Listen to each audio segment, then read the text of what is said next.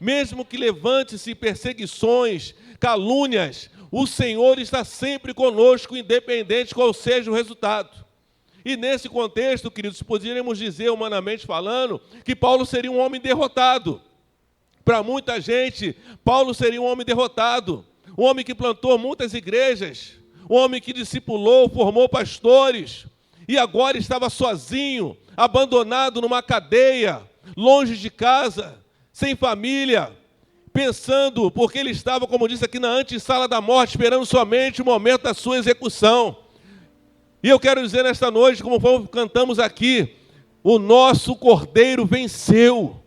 Aleluia, ele venceu, amados. O nosso Deus venceu, está sentado à destra do Pai. Aleluia, não há derrota quando estamos em Deus, amados. Ainda que o cenário demonstre e tente apontar para uma aparente derrota, o apóstolo Paulo muitas vezes falou: para mim o viver é Cristo, morrer é ganho.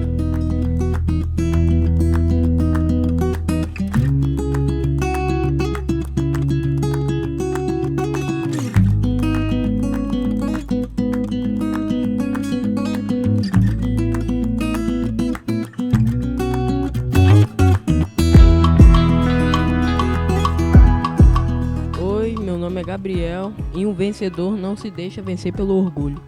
Oi, meu nome é Sofia e um vencedor perdoa, confia e vai até o fim. Oi, meu nome é Beatriz, o vencedor dedica um tempo de qualidade nas escrituras. Oi, meu nome é Lorena e hoje vamos falar sobre Paulo, um vencedor atrás das grades.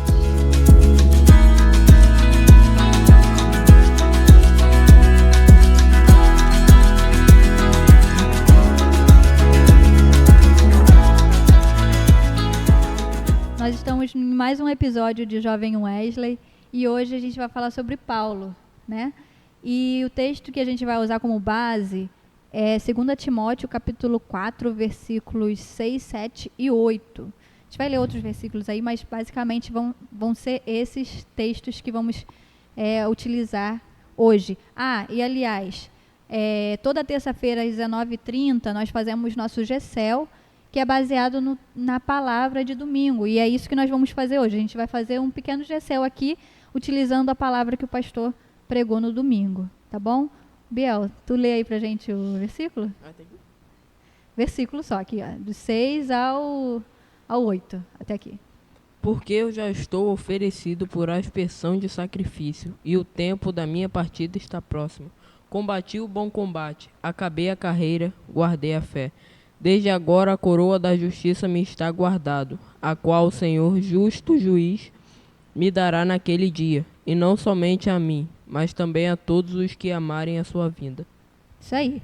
Primeiro ponto que eu gostaria de saber de vocês, se vocês sabem, o que é a aspersão de sacrifício. Só para a gente ajudar aí no entendimento quem nunca leu esse texto e também ficou meio em dúvida sobre esse termo aí. Vocês sabem o que é a aspersão de sacrifício? Não. Não? Alguém sabe? Pode falar sobre isso. Era uma oferta viva, era quando você derramava o sangue sobre o altar. É isso aí. Se eu estiver errada, aí os universitários podem me falar, tá? Mas é quando, num sacrifício, eles ofertavam, né, sacrificavam algum animal e derramavam sangue sobre o altar, né? E na verdade era para a purificação dos pecados, né? Era para purificar os pecados. E por que hoje em dia a gente não faz mais isso? Antigamente eles faziam muito, né? Sacrificavam os animais. E por que hoje em dia a gente não faz? Porque antigamente tinha um véu entre os humanos e Deus. Uhum. Agora, quando Jesus fez o sacrifício, o véu foi rasgado. Foi rasgado, isso aí. Porque Jesus foi o Cordeiro, né? O Cordeiro Santo de Deus, né? Depois desse sacrifício não precisa mais de sacrifício nenhum, porque ele já nos lava de todo o pecado. Não é mesmo? Né, Bia? É. Isso aí. Então a gente já sabe o que é a aspersão de sacrifício, então a gente pode continuar. Eu vou fazer uma pequena contextualização, ambientando a gente na situação que Paulo estava. Alguém quer fazer essa ambientação? Não? Então eu vou falar e vocês, se quiserem completar, pode completar, tá bom? Nesse trecho, Paulo ele está preso. E essa é a última carta que Paulo escreve, né, a seu amado Timóteo, né, ao seu filho na fé. Então, Paulo ali ele está preso e ele já foi condenado à morte. Ele já tinha passado por uma sentença onde já tinha sido condenado à morte. E só estava esperando mesmo acontecer, né, o tal momento, né, dele ser decapitado. Então, ali Paulo ele estava preso. Na carta que ele diz a Timóteo, ele estava sozinho, porque ele fala que as pessoas abandonaram ele. Ele pede para Timóteo levar a capa, porque ele provavelmente poderia estar com frio. Então ele pede: Paulo, traz uma capa para mim, traz os meus livros. Então, Biel, imagina aí, uma pessoa presa, com frio, sozinha, se sentindo abandonado, já com a certeza de que vai morrer. Como a pessoa poderia se sentir? O que você sentiria numa situação como essa? Isso aí ia depender de como, na situação que eu estaria com Cristo. Boa. Alguém quer falar alguma coisa? Sofia, como você se sentiria assim numa situação que você estaria presa, com frio? Foi o que o Gabriel falou, depende muito da sua fé. Da sua fé, isso. Então, assim, é interessante ali que ao olhar do mundo, a gente vai chegar nessa parte, as pessoas poderiam sentir assim, pô, ele está fracassado ali, né? Ele está ali preso, sozinho, abandonado, ninguém está com ele. Mas Paulo, ele diz que ele se considera um vencedor, né? E aí fica essa visão, né, de um vencedor atrás das grades, né? E aí eu queria perguntar a vocês, como vocês definiriam uma pessoa fracassada e uma pessoa bem-sucedida, uma pessoa vitoriosa? Gabriel, como que você define o fracasso e o sucesso? No olhar do mundo, o fracasso é aquela pessoa que é sempre pobre, nunca teve dinheiro. Mas agora, fracasso, no olhar cristão, é quando a gente nunca tem fé, quando a gente nunca caminha com Cristo. Isso aí já é um fracasso gigantesco. Boa. Então, o fracasso, Sofia, existe o fracasso na visão do mundo, então existe o fracasso em duas visões, né? Do mundo e o fracasso na visão do reino. Como seria, então, isso, o fracasso e o sucesso? Me fala também sobre o sucesso. O Biel falou sobre o fracasso. O sucesso na visão do mundo. O que seria para você? O sucesso na visão do mundo é, tipo assim, você tem um bom emprego, uma família boa, você tem o seu sustento, você não depende de ninguém, você tem dinheiro. É isso, na ótica do mundo. Tudo tem a ver com dinheiro, com bens, de conquista, não é? Bia, para você, qual é a definição de fracasso e sucesso? Aí você pode falar, você acha que tem uma visão, na visão do mundo existe uma definição, mas na visão do reino existe outra, né? Aí me fala, qual é a definição de fracasso e sucesso para você? Não quer falar não? Então tá, vamos passar para outra, isso aí mesmo, é assim que acontece. E aí, no caso, vocês falaram, achei interessante, uma pessoa vitoriosa segundo o mundo, vocês estão dizendo que seria uma pessoa que na visão do mundo é aquela que conquista coisas, né? Que conquista. E vocês sabiam que existe uma teologia chamada teologia coaching? Sim. Sim? Você sabia que existe? Sim. E como seria essa teologia coaching assim da igreja? O que seria? É aquele pregador que só fala sobre ter prosperidade, né? Só fala em versículo que tem, prosperidade. Prosperidade, que você vai conquistar as coisas, né? Que você nasceu para vencer. Já ouviu isso? Nunca fala sobre as situações ruins que podem acontecer. Isso. É como ser perseguido.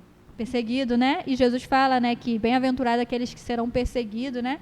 Por causa de mim. Então Jesus fala isso, né? Bem-aventurado aqueles que serão perseguidos. E aí a gente não, pelo menos eu não concordo com isso. Você concorda? Não, nunca foi sempre assim. Isso aí. E aí, o que mostra que Paulo ele era um vencedor, não porque ele conquistava as coisas, ele era vencedor por alguns outros motivos. Porque se fosse assim, né, se um teólogo coaching fosse pregar para Paulo, porque Deus te fez vencer isso, aquilo, então Paulo seria um dos mais fracassados, né, porque ele não conquistou quase nada nesse mundo, né? Então, assim, não seria uma coisa muito certa de se dizer. Então, Paulo, ele mostra que ele era vencedor de outras formas, né? E vamos ver, então, vamos saber um pouquinho como ele se tornava um vencedor, o que o tornava, né? O que tornava ele um vencedor? Vamos falar um pouquinho sobre isso? Então, Paulo, ele se considerava um vencedor primeiro. Segundo o pastor, né, a gente estava lendo e o pastor pregando, ele falou um ponto. Ele se considerava um vencedor porque ele venceu o orgulho. Vamos partir desse ponto. Paulo, ele venceu o orgulho.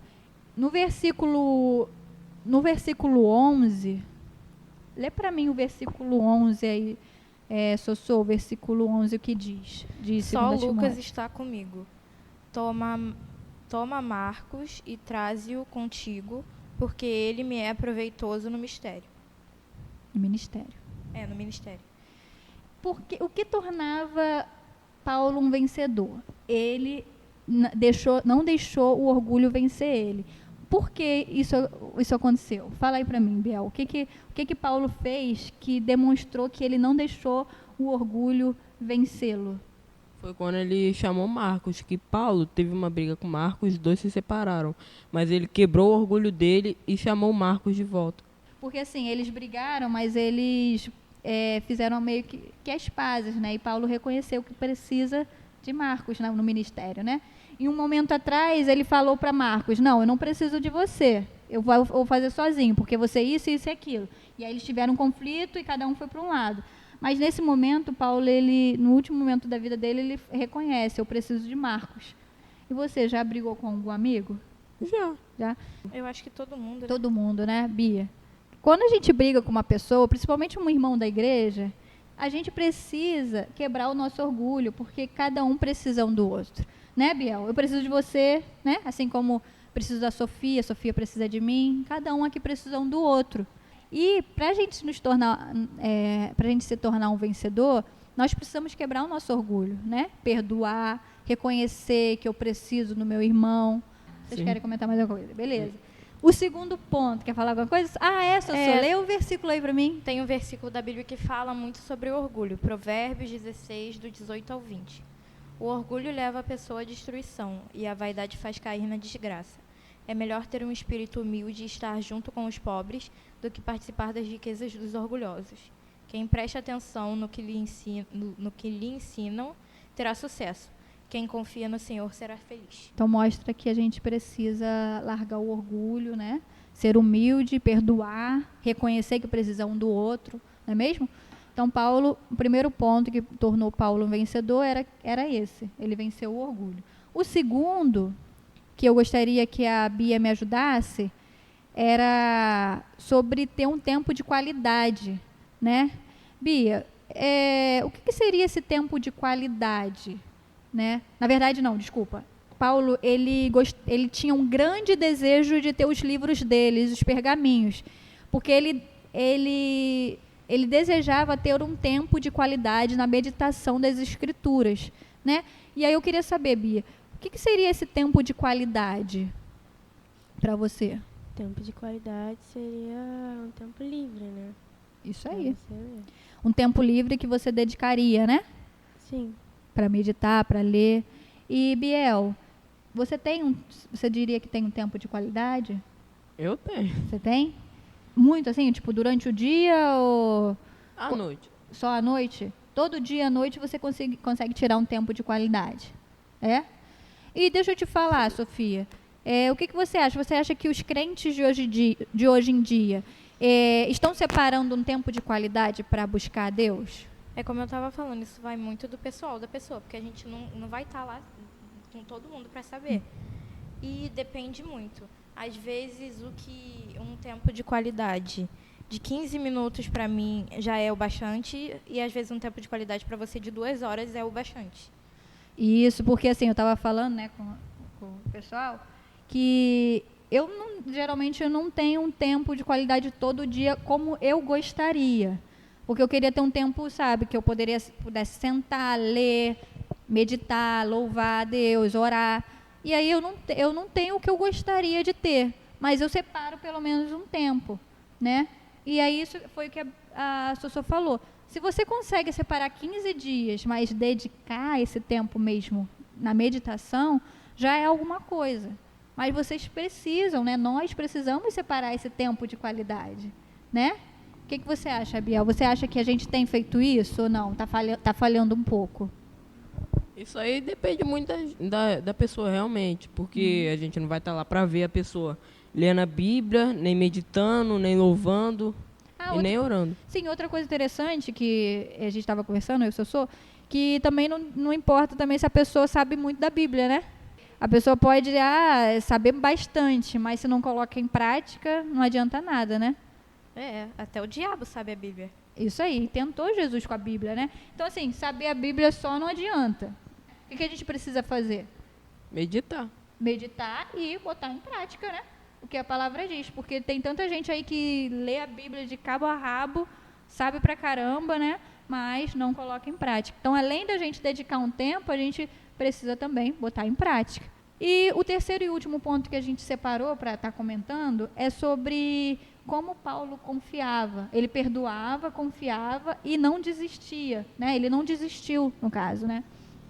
E aí, tem 3 versículos que a gente separou para comentar sobre isso. O que tornou Paulo um vencedor? Primeiro, ele perdoava. Só lê para mim aí o versículo 16. Na minha primeira defesa, ninguém estava comigo antes. Todos me desampararam. Oro a Deus que isto lhes não seja imputado. E aí, comenta isso aí para mim, Sossô. Ele perdoava, né? Isso aí demonstra que ele perdoava, né? Sim, mesmo as pessoas tendo feito mal a ele perdoava. Ele pedia a Deus para Deus perdoar essas pessoas. E aí ele mostrou ali, né, que é isso que nós devemos fazer, né? A gente precisa perdoar, né? Como que é? Perdoar 7 vezes 7, 70 vezes... 70 vezes 7. Isso, perdoar 70 vezes 7, né? Para você ser perdoado, você tem que perdoar, né?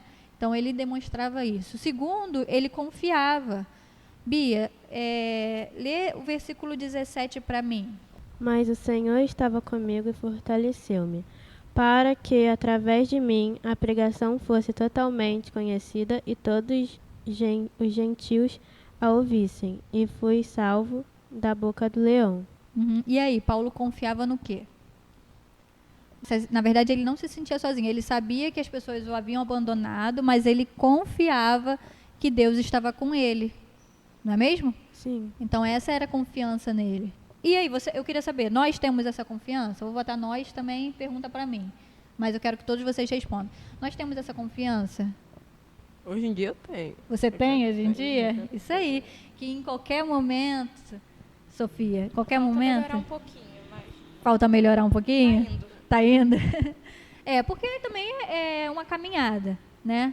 Tem momentos que a gente fica meio desanimado, isso, aquilo, mas a gente tem que confiar que, independente se eu estou sozinha agora, fisicamente, se não tem ninguém comigo aqui, eu confio que Deus, em todos os momentos, está comigo. E ali era o que Paulo fazia, né? O que demonstrava ele, como tornava ele um vencedor. E terceiro, ele não desistiu, né? Versículo 18. Você vai ler para mim, Biel.